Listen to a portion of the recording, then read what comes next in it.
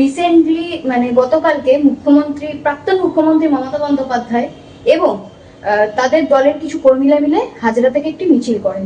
সেই মিছিলেই মমতা বন্দ্যোপাধ্যায় মেজাজ হারিয়ে একজনের ওপর চড়াও হয় দলেরই কর্মী এবং তাকে থাপ্পড় মারেন। এই বিষয়টা আমি কি বলতে চাই? যেমন দল তেমনি তার দলের কর্মীরা, যে কর্মীকে চড় মারা হয়েছে সে আবার মিডিয়ার সামনে নিজেকে বিরাট বড় ইয়ে করছে যে আমাকে আরো কয়েকজন তার সাথে বলছে আমাদের জন্য রোজ দিন চড় মারলেও কোনো অসুবিধা নেই, আমাদের চড় মারলেই ভালো হয়। মানে সত্যি কথা বলতে এই যে মানে এর আগে আমরা বলতাম না চটি চাটা, মানে এদের ভেতরে সেই মানসিকতা যায়নি, একটা পোর্শন বেরিয়ে গেছে, আবার এই কিছুজন এসে সেখানে দখল মানে সেই জায়গাটা নিয়েছে। কারণ লজ্জা সরম কিছু নেই। আর আমি জানি না মমতা ব্যানার্জি কেন বেরোতে গেছেন।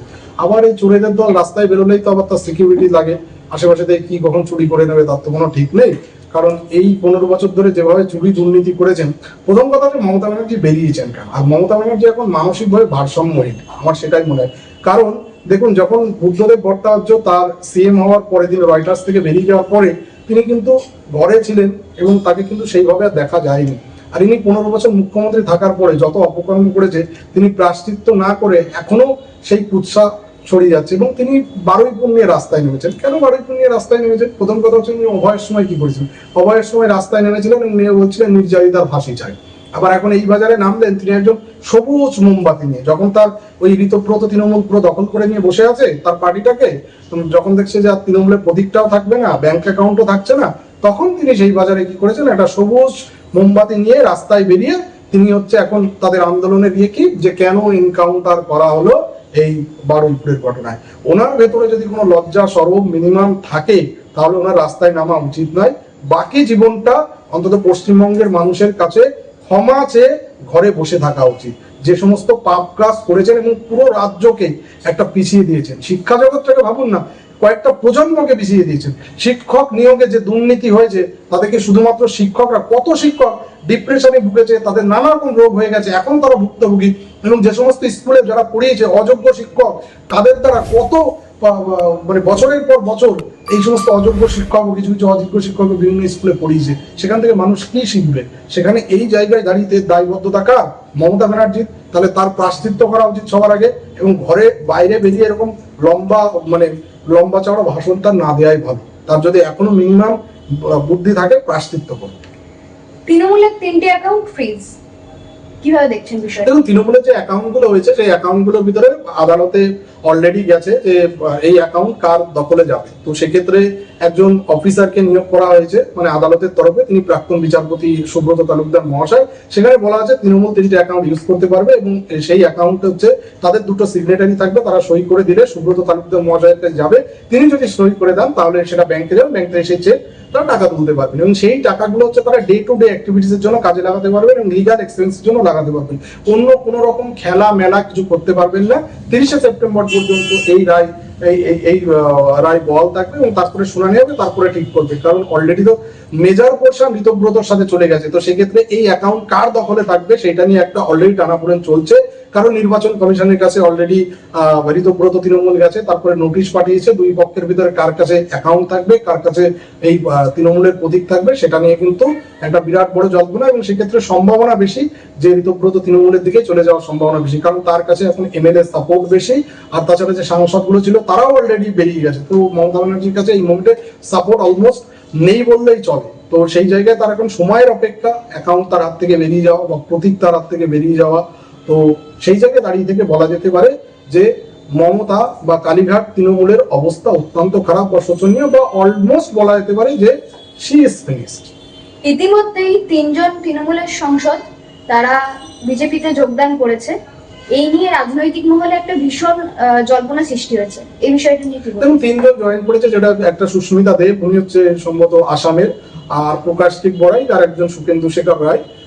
এনারা 3জন জয়েন করেছেন। এরা যেহেতু রাজ্যসভায় ছিল, তার ভিতরে সুকেন্দু শেখর মহাশয়কে যেটা দেখা যায় যে আরজি করে যখন অভয় আন্দোলন হয়েছিল সেই সময় কিন্তু তিনি প্রতিবাদ করেছেন, মুখ খুলেছিলেন এবং দল থেকে সেই পদগুলো আস্তে আস্তে তিনি ত্যাগ করেছিলেন। তো সুকেন্দু শেখর রায়ের মহাশয়ের ভূমিকা, যতই তিনি তৃণমূলের লোক হোক না কেন, একটা জনসমাজে তার একটা এফেক্ট আছে যে তিনি সেই সময় প্রতিবাদ করেছিলেন এবং দলে তিনি পোস্ট ছেড়ে দিয়েছিলেন। তো সেই জায়গায় তার জয়েন করাটা খুব একটা আমার অন্তত অস্বাভাবিক কিছু দেখি না। অন্তত তিনি প্রতিবাদ করেছেন। সেই জায়গায় মানুষ হয়তো ওনাকে অ্যাকসেপ্ট করবে বলে আমার ধারণা। এবং কিছুদিন আগে সুস্মিতা দেব মহাশয়ের সাথে মিটিং করেন সম্ভবত আসামের মুখ্যমন্ত্রী হিমন্ত বিশ্ব শর্মা, এবং তারপরে যাই হোক কিছু একটা ইকুয়েশন চেঞ্জ হয়েছে। এখন সবাই বলতে চাইছে যে বিজেপি থেকে তৃণমূলীকরণ চলছে। দেখুন, এরা তো বেসিক্যালি কোনো জায়গার মানে লোকসভা ক্যান্ডিডেট ছিল না, এরা সবই হচ্ছে রাজ্যসভায়। তো রাজ্যসভার ক্যান্ডিডেট কিছুটা হলে ইম্প্যাক্ট কম হয়। তো সেই জায়গায় দাঁড়িয়ে এদের এমন কোনো মানে খুব খারাপ কিছু ইমেজ মানে পশ্চিমবঙ্গের সমাজে রয়েছে বলে অন্তত আমার জানা নেই। ভেতরে কি আছে আমি জানি না। হ্যাঁ, বুথ স্তরের কর্মীরা অবশ্যই কিছুটা অখুশি হবেন, কারণ তারা হচ্ছে মার খায়, তারা কখন তাদের রক্ত ঝরায়, এবং তারাই হচ্ছে আলটিমেটলি কেউ কেউ মার্ডারও হয়েছে। তো সেই জায়গায় তাদের খারাপ লাগতে হয়েছে, তৃণমূলের লোক কেউ জয়েন পেল না। আবার বিজেপি পার্টিও তো একটা রেজিমেন্টের পার্টি, তারা হচ্ছে কিন্তু যেই 3 জন দাঁড়ালো মানে 24 তারিখে যে নির্বাচন আছে সেই নির্বাচনে এরা 3 জন পাবে সেটাও কিন্তু বলা যায় না। তার কারণ হচ্ছে অলরেডি প্রসেনজিৎ চট্টোপাধ্যায়কে পদ্মশ্রী পেয়েছে ভোটের আগে, এবং তারপরে আমাদের শুভেন্দু অধিকারী মহাশয় যখন ভোট মানে শপথ গ্রহণ করেন সেদিন তিনি উপস্থিত ছিলেন, এবং সম্প্রতি আমাদের দেশের স্বরাষ্ট্রমন্ত্রী তার বাড়িতে এসে উপস্থিত হয়েছেন। তাতে একটা জল্পনা রয়েছে তিনি রাজ্যসভায় হয়তো যাচ্ছেন। তো রাজ্যসভায় প্রসেনজিৎ চট্টোপাধ্যায় যাওয়া মানে তো 3 জনের অলরেডি একজন কমে গেল। তো সেই জায়গায় দাঁড়িয়ে থেকে আমার মনে হয় না তিনজনেই সেই উপনির্বাচনে বা রাজ্যসভা নির্বাচনে তারা টিকিট পাবে বলে আমার মনে হচ্ছে না। হ্যাঁ, আজকে শুভেন্দু অধিকারীর সাথে প্রসেনজিৎ চট্টোপাধ্যায় সাক্ষাৎকার করেন। তো এই যে 3টে জায়গা থেকে তৃণমূলের কিছু সংসদ ইস্তফা দিয়েছে, তো সেই জায়গায় কি প্রসেনজিৎ চট্টোপাধ্যায় প্রার্থী হিসেবে দাঁড়াতে পারে? দেখুন, জল্পনা যেমন চলছে তেমনি মোটামুটি আশা করা যায় যে এবার রাজ্যসভায় মানে প্রসেনজিৎ চট্টোপাধ্যায়কে দেখা যাবে। প্রথমত সম্প্রতি তো এই মিটিংটা করলো, এর আগে যখন সুকান্ত মজুমদার মহাশয় গেছেন, এদিন শুভেন্দু অধিকারী এবং মহাশয় এবং আমাদের দেশের স্বরাষ্ট্রমন্ত্রী গেছেন। তো এইটুকু বলা যেতে পারে যে তিনি এবার রাজ্যসভায় জিতে চলেছেন বা রাজ্যসভায় তাকে দেখা যাবে। এবং প্রসেনজিৎ চট্টোপাধ্যায়কে এই জায়গায় দেখে আশা করা যায় যে বাঙালিদের মানে কেন্দ্র সরকার যে বাঙালিদের উপরে ভরসা করে বা মানে প্রায়োরিটি রাখছে সেটা কিন্তু একটা প্রমাণ হবে। তার কারণ হচ্ছে বুমবাদা, দেখুন লং টাইম আমাদের এখানে বিভিন্ন জন দেব, সোহম বা যারা যারা পলিটিক্সে জড়িত হয়েছে তারাই কিন্তু দীর্ঘদিন ধরে টিকে থেকেছে। বা অপরদিকে রুদ্রনীল ঘোষ বা আপনার পাপিয়া অধিকারী, হিরণ চট্টোপাধ্যায়, এরা যেহেতু বিজেপির লোক ছিল তার জন্য কিন্তু কখনোই এরা দীর্ঘদিন ধরে টলিউডে কিন্তু সিনেমা করতে পারছে না বা কোনো কিছু পাচ্ছে না। বিশেষ করে সব থেকে বেশি সাফার করেছে যে রুদ্রনীল ঘোষ, এবার হয়তো এমপি এমএলএ হলো, তার আগে হিরণ চট্টোপাধ্যায় যদিও ছিল, কিন্তু সব থেকে বেশি সাফার করেছে রুদ্রনীল ঘোষ। আর এই অরূপ বিশ্বাস টলিউড ফিল্ম ইন্ডাস্ট্রিকে যেভাবে সিন্ডিকেটে পরিণত করেছে, সেই সিন্ডিকেট কিন্তু মানে একটা দুর্ধর্ষ বাজে সিন্ডিকেট। তার কারণ আমার সাথে যে কয়েকজন পরিচালক বা অভিনেত্রীর সাথে কথা হয়েছে, তারা হয়তো সামনে অনেক কিছু বলতে পারেন না, কিন্তু তারা এটা বলছিল যে টলিউড ইন্ডাস্ট্রিটাকে পুরো নষ্ট করে দেওয়া হয়েছে। যখন দেখছেন যে সাউথের যে ফিল্ম ইন্ডাস্ট্রি গুলো তারা এমন ডেভেলপ করছে, তারা কিন্তু ক্রস করে গেছে বলিউড। সেই জায়গায় আমাদের টলিউড ইন্ডাস্ট্রিতে এই অরূপ বিশ্বাসের কারণে পুরো নষ্ট হয়ে গেছে। আমি একজনের নাম বলছি, আমার পরিচিত খুব কাছের দিদি, বর্তমানে যাদবপুরের এমএলএ সর্বরী মুখার্জি। তো দিদির সাথে কালকে অনেক কথা হচ্ছিল, তো তিনিও একই কথা বলছিলেন যে তিনিও সাফার করেছেন, এবং পরবর্তীকালে তিনি করেছেন ভালো একটা থিয়েটার খুলে নিয়েছেন মেয়াবাদ তিতাস। এই ঘটনার আগে 2024-এর আরজি করে ইনসিডেন্ট হওয়ার পরে তিনি একটা থিয়েটার করলেন রামবাবু নামে। এর আগেও করেছেন, তখন থিয়েটার, তখন কোনো বড় থিয়েটার দেওয়া হচ্ছিল না, অভয়ার নিয়ে করেছিলেন বলে। এবং রিসেন্টলি সরকারে আসার পরে উনি রবীন্দ্র সদনে সেটাকে আবার মঞ্চস্থ করলেন। আরেকটা এই 17 জুলাই আবার সেটাকে মঞ্চস্থ করবেন এই রামবাবু নাটকটা। তো এইরকম অবস্থায় কিন্তু দেখুন, শিল্পের আমরা জানি শিল্প তাদের কোনো বেরিয়ার থাকা উচিত নয়, কে কোন দল করে সেটা দেখা উচিত নয়। কিন্তু এই রাজ্য সরকার অরূপ বিশ্বাস এইভাবেই দেখেছে, প্রচুর মহিলাকে এক্সপ্লয়েট করেছে, যারা তাদের কথা শুনেছে, যারা তাদের মতো সময় দিতে পেরেছে তাদেরকে তারা মুভিতে চান্স পেয়েছে। এবং যারা ডিরেক্টররা আগে যে হারে মুভি হতো সে হারে কিন্তু মুভি করতে পারেনি, তার কারণ হচ্ছে এই সিন্ডিকেটটা বজায় রেখেছে দীর্ঘদিন ধরে অরূপ বিশ্বাস করেছে। এবং আমার সাথে একজন ডিরেক্টরের কথা হচ্ছিল, বলছিল আগে আমরা যখন যদি কোনো রাজ্যের বাইরে অভিনয় মানে কোনো শুটিং করতে যেতাম, তো সে শুটিং করতে গেলে বলতো যে তার যে টেকনিশিয়ান স্টুডিও যত লোক আছে সবাইকে নিয়ে যেতে হবে। কিন্তু দেখুন, একটা বাইরের দিনে শুটিং করতে গেলে একটা কম বাজেটের মুভি, সেখানে দেখা যাচ্ছে যে 2 জন নিয়ে গেলে হবে, এ বলছে না আমাদের 10 জনকে নিয়ে। তো আমি 10 জনকে যদি নিয়ে যাই, তাহলে সেই মুভিটা যদি করি তাহলে আমাদের সেই বাজেটটা ফেল করছে, যার কারণে অনেক ডিরেক্টর তারা কিন্তু মুভি, সিরিয়াল, অন্যান্য অনেক কিছুই তারা কিন্তু করতে পারতো না। এবং এটার জন্য সম্পূর্ণভাবে দায়ী অরূপ বিশ্বাস, এখানকার সিন্ডিকেট, তার সাথে হচ্ছে কিন্তু মমতা ব্যানার্জি। তো এইরকম জায়গায় প্রসেনজিৎ ব্যানার্জি বরাবরই 34 বছর যে বামপন্থী আমল বা পরে 15 বছর যে তৃণমূলের আমল, এই দুটো আমলের কোনো আমলেই কিন্তু তাকে যথেষ্ট গুড ফেস, কোনো কন্ট্রোভার্সিতে জড়ায়নি বা কোনো কন্ট্রোভার্সিতে দেখা যায়নি। এই মতো অবস্থায় তিনি কালচারাল জগতের মানুষ, তিনি যদি এখন মানে রাজ্যসভায় যান এবং তার ফলে আস্তে আস্তে রাজ্য এই আমাদের যে টলিউড ইন্ডাস্ট্রির যে সিন্ডিকেট ছিল সেটা আস্তে আস্তে অলরেডি তো ভাঙতে শুরু করেছে এই রাজ্য সরকার, এবং মুম্বাই থেকে দেখে হয়তো দেখা যাচ্ছে ইনভেস্টমেন্ট বাড়লো বা বড় বড় প্রডিউসাররা আসলো, সেটা কিন্তু একটা গুড সাইন। তিনি দিল্লিতে গেলে হতেই পারে যে বড় বড় প্রডিউসাররা এখানে আসলো, তো সেই জায়গায় দাঁড়িয়ে থেকে একটা গুড ফেস, একটা ভালো ফেস যদি রাজ্যসভায় যায়, সেক্ষেত্রে বাঙালিরাও গর্ব করে বলতে পারবে যে এতদিনের একটা ভালো ফেস, পদ্মশ্রী মুখ, তিনি রাজ্যসভায় গেছেন বা টলিউড ফিল্ম ইন্ডাস্ট্রিকে আবার আপলিফ্ট করার জন্য তিনি কাজ করবেন বলে আমার মনে হয়। প্রসেনজিৎ চট্টোপাধ্যায় যদি যায়, তাই বলবো যে তার যাওয়া উচিত, এবং গেলে সেটাকে একটা ওয়েলকাম স্টেপ বাই দা, আপনি সেটা বিজেপির কেন্দ্র বিজেপি বলেন বা রাজ্য বিজেপি বলেন, বিশেষ করে পশ্চিমবঙ্গ রাজ্যের জন্য ভালো। কয়েকদিন আগে রচনা ব্যানার্জি একটা কথা বলেছিলেন, আর বানাতে থাকতে গেলে যোগ্যতা লাগে, এই বিষয়টা কিন্তু রচনা ব্যানার্জির সে এটাও বলেছে যে মমতা ব্যানার্জি তার ফেসটাকে ইউজ করেছে। দেখুন, রচনা ব্যানার্জি যখন তিনি ভোটে দাঁড়িয়েছেন, এটা হয়তো অনেক একটু বুক ফুলিয়ে টাইপের কথা বলেছেন ঠিকই, কিন্তু এটা তার যে যোগ্যতা নেই এটা কিন্তু বলা উচিত নয়। তার কারণটা হচ্ছে, দেখুন, রচনা ব্যানার্জি আমি যতদূর জানি তিনি ওড়িয়াতে আগে মুভি করেছেন এবং তারপরে বাংলায় এসে প্রচুর মুভি করেছেন। একটা টাইমে কিন্তু যখন প্রসেনজিৎ এবং ঋতুপর্ণার জুটি যখন বিরাট পপুলার ছিল, ঠিক তারপরেই দেখবেন যে ঋতুপর্ণার পরেই কিন্তু যে আসলো সে হচ্ছে প্রসেনজিৎ রচনা, এবং একের পর এক সিনেমা কিন্তু বাংলা ফিল্ম ইন্ডাস্ট্রিতে পপুলার হয়েছে, এবং রচনা ব্যানার্জি কিন্তু একটা গ্রাম বাংলার দিকে বিরাট ইমেজ ছিল। তো তারপরে আস্তে আস্তে তিনি যখন মুভি থেকে মুভি আর না করে তারপরে যে দিদি নাম্বার 1-এ ঢুকেছেন, তো সেই জায়গায় দাঁড়িয়ে থেকে তার যে ইনকাম বা রেমুনারেশন তিনি যে ইনকাম করেছেন, তার পক্ষে আমার মনে হয় না যে আর বানাতে থাকা অসম্ভব কিছু। তো সেটা হয়তো খুব মানে গর্ব করে বলেছেন বা একটু ইগোইস্টিক অ্যাটিটিউড বলতে পারেন, কিন্তু তার ফ্যাক্ট ইজ তার পক্ষে অসম্ভব কিছু নয়। বরং মমতা ব্যানার্জি তার ফেসটাকে ইউজ করে তাকে ভোটে দাঁড় করিয়ে জিতে আসলো তার ফেসটাকে। রচনা ব্যানার্জিকে আর বানাতে থাকার যোগ্যতা নেই এই কথা আমি কখনো বলবো না, কারণ সে যে হারে ফিল্ম ইন্ডাস্ট্রিতে কাজ করেছেন তার যোগ্যতা থাকা স্বাভাবিক, এবং তার সেই পরিমাণ ফিনান্সিয়াল সোর্সেস ছিল, এটুকু আমার ধারণা। শেষ প্রশ্নে যাব। ইতিমধ্যে এই যে বারুইপুরের যে ইনসিডেন্ট ঘটেছে, তারপরে খুব তৎপরতার সাথে এবং বর্তমান মুখ্যমন্ত্রী শুভেন্দু অধিকারীর তৎপরতায় অভিযুক্তদের মধ্যে একজনকে এনকাউন্টার করা হয়, এই বিষয়ে আপনি কি বলবেন? দেখুন, বেসিক্যালি এটা এনকাউন্টার নয়, যে যাকে এটা হলো সেটা হচ্ছে প্রভাস মণ্ডল। প্রভাস মণ্ডলকে ওই রাতের বেলা তার পুনর্নির্মাণ করতে গেছিল ক্রাইম সিনটাকে। এখন দেখুন, অনেকেই বলছে যে তাকে রাতে কেন নিয়ে যাওয়া হলো, একা করে নিয়ে যাওয়া হলো।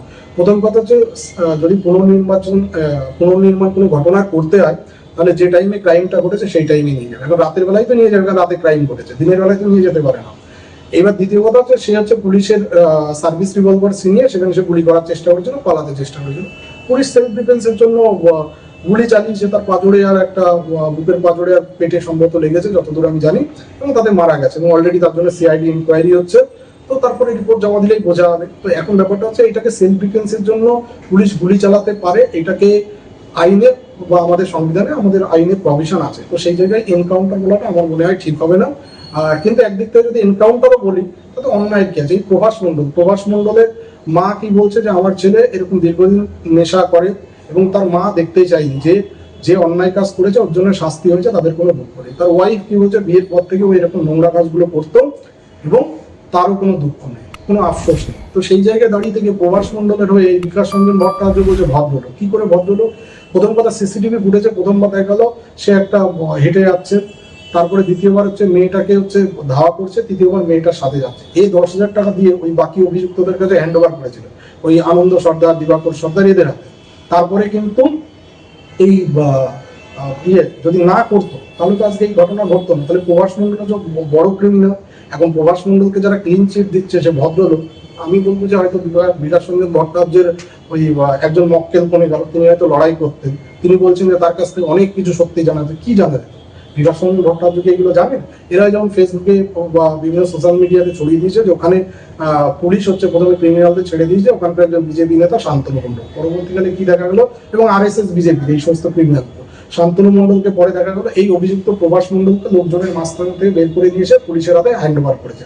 তাহলে এটা খুব ইন্টেনশনালি সিপিএম এর লোক করেছেন, লাইক আলী বা এই যে অন্যান্য ফেসবুকের বিপ্লবীরা, তার কারণ এরা করতে চেয়েছিল একটা দাঙ্গা লাগাতে চেয়েছিল কি যে মেয়েটা হচ্ছে একটা মুসলিম সম্প্রদায়ের মেয়ে, আর যারা অভিযুক্ত তারা RSS বিজেপি করে হিন্দু, এই ন্যারেটিভটা ছড়িয়ে দিয়ে একটা বিরাট বড় দাঙ্গা লাগাতে চেয়েছিল, এবং দাঙ্গা লাগিয়ে দিতে পারলেই এই CPM ফায়দাটা লুটতে পারতো। তার কারণটা কি? কারণটা দেখুন, এখন মমতা বা এই বালিশ তৃণমূলের কারোর উপরেই মুসলিম কমিউনিটি তারা ভরসা রাখতে পারছে না, তাহলে মুসলিম কমিউনিটি একটা তৃণমূলের একটা বিরাট বড় ভোট ব্যাংক ছিল, সেটা যদি এখন একটা রায় বাঁধানো হয় তাহলে CPM এর দিকে সবাই ঘুরে যাবে, এই আশায় ওরা এইটা করতে চলে। তাহলে দেখুন এই যে ঘটনাটা ঘটেছে, যেখানে মেয়ের বাবা বলছে মুখ্যমন্ত্রী আমাদের আশ্বাস দিয়েছে, মুখ্যমন্ত্রীর উপরে আমরা স্যাটিসফাইড, মুখ্যমন্ত্রী যা যা সিদ্ধান্ত নিয়েছে আমরা স্বাগত জানাই, প্রতিটা ক্রিমিনালকে ধরেছেন এবং সেই ক্রিমিনালদের অ্যারেস্ট করে তাদের বলেছে ফ্যামিলি যা চাইবে আমরা তাই করবো। তো সেই জায়গায় দাঁড়িয়ে থেকে সেই রেলের এই লাইনের উপরে এই বিম ফেলার কি দরকার আছে, বা গাছের গুড়ি ফেলানোর কি দরকার আছে, রেলের কর্মীকে মারধর করার কি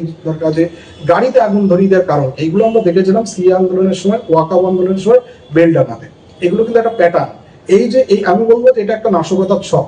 যারা রেল লাইনে বিম বা পাতি ফেলে রেল লাইনকে ডিরেল করতে চায় তারা টেরোরিস্ট বা জঙ্গি ছাড়া কিচ্ছু না। এই টেরোরিস্ট জঙ্গি এর ভিতরে হয়তো দেখা যাচ্ছে এই ঘটনার ভিতরে ঢুকেছিল, এবং এগুলো পুরো আশকারা দিয়েছে এই সিপিএম পার্টি ছাড়া অন্য কেউ নয়। কারণ এই যে ইন্দ্রজিৎ তাঁতি বা ইন্দ্রজিৎ মন্ডল বলেছে ছেলেটা মারা গেল মব লিঞ্চ হয়ে, তার বাবা বলছে যে 100 থেকে 150 জন লোক তার বাড়িতে এসেছিল, তাকে ডেকে নিয়ে গিয়ে গণপিটুনি দিয়ে মেরে দেওয়া হলো। তাহলে ইন্দ্রজিৎ মন্ডলকে কারা মারা? ইন্দ্রজিৎ মন্ডলকে মুখ্যমন্ত্রী বা পুলিশ বলছে সে নির্দোষ, তাহলে ইন্দ্রজিৎ মন্ডলকে মারলোটা কে? তাহলে এটা উস্কানো হয়েছে, এই উস্কানিরই একটা ফল। এবং তারপরেও দেখা যাচ্ছে একটা 17 বছরের ছেলে ফুটবল খেলতে গিয়েছিল, ভালো ফুটবল খেলতো, তাকেও ডেকে নিয়ে গিয়ে মেরে দিল, তা হচ্ছে সেই 3টে বাচ্চা ছেলে। খুব প্ল্যান মাফিক। আমি যেটা দেখলাম যে 3জন অ্যাকিউজ তারা বয়সের কম, তারা ওই আইনের ফাঁক, জুবেনাইল অ্যাক্টের আইনের ফাঁক দিয়ে তারা কিন্তু বেরিয়ে যাবে, 3-4 বছর পানিশমেন্ট পাবে, বেরিয়ে যাবে। এগুলো খুব প্ল্যান ওয়েতে করা হয়েছে একদম, মানে নো ডাউট সিপিএম চাইছিল এখানে একটা রাইট পদ্ধতি, যে রাইট হয়। আজকে ওরা তাই হবে, তাহলে ওরা কেন দিনহাটাতে গেল না? ওরা কেন এই মালদাতে যে রেপ হয়েছে, এ তো ঘটেছে এই যে গণধর্ষণগুলো অভিযুক্ত কারা? অভিযুক্ত যদি বলি, এই যে মহিষাদলে 4 বছরের শিশুকে ধর্ষণ করে মফিজুল ইসলাম গ্রেপ্তার, তারপরে যে 14 বছরের মেয়ে জুন মাসে দুর্গাপুরে গণধর্ষণ হয়েছে, সেখানেও হচ্ছে মাইনরিটি কমিউনিটি। তারপর দিনহাটায় শফিকুল হক, রবিউল ইসলাম, এদের সময় একবারও বামপন্থীরা গেল না কেন? বা এই যে আপনি যখন বলছেন যে বিকাশ রঞ্জন ভট্টাচার্য এত কান্নাকাটি করছেন যে ভদ্রলোক ছিল প্রভাস মন্ডল, ইন্দ্রজিৎ মন্ডলের হয়ে কোনো কথা বলছেন না কেন? কথা বলছেন না যে 17 বছর ছেলেটাকে যে কুপিয়ে মারা হলো, তিনি এই যে যারা বাকিরা রেপ হয়েছে তাদের হয়ে তিনি একটাও কথা বলছেন না কেন? বা সিপিএম কোনো কথা বলছেন না কেন? বা এই যে আরেকজন ধরা পড়ে যায় বারুইপুর কাণ্ডে, কবির মোল্লা, তার কারণ হচ্ছে যখনই তাকে অভিযুক্ত কোনো মাইনরিটি কমিউনিটির লোক, সেখানে কথা বলবে না। কারণ মুর্শিদাবাদের ঘটনা আমরা দেখতে পেয়েছি, যখনই দেখেছে তারা সব জায়গায় আন্দোলন করে, তাদেরই দলের লোক হরগোবিন্দ দাস, চন্দন দাস, সেখানে মাইনরিটি, আর যেখানে মানে হিন্দুরা মানে মাইনরিটি, মেজরিটি মুসলিম সম্প্রদায়, ওখানে গিয়ে একটা র্যালি করলো না, কিচ্ছু করলো না, বরং হচ্ছে অভিযুক্তদের হয়ে এই তারা হচ্ছে নিজেদের আইনজীবী দিল। এবং লাস্টে বাধ্য হয়ে যারা সিপিএম করতো, সেই হরগোবিন্দ দাস বা চন্দন দাস, তারা হচ্ছে এই তৎকালীন বিরোধী দলনেতা বা বর্তমান মুখ্যমন্ত্রী তার কাছ থেকে সাপোর্ট নিল এবং তিনি যথাযথ অ্যাকশন নিয়েছে। তাহলে এবার ভাবুন যে এরা কি চায়। সিপিএম বেসিক্যালি চাইছিল এই জায়গাটা বড় সড় রাইট বাঁধিয়ে তার ডিভিডেন্ডটা নেওয়া।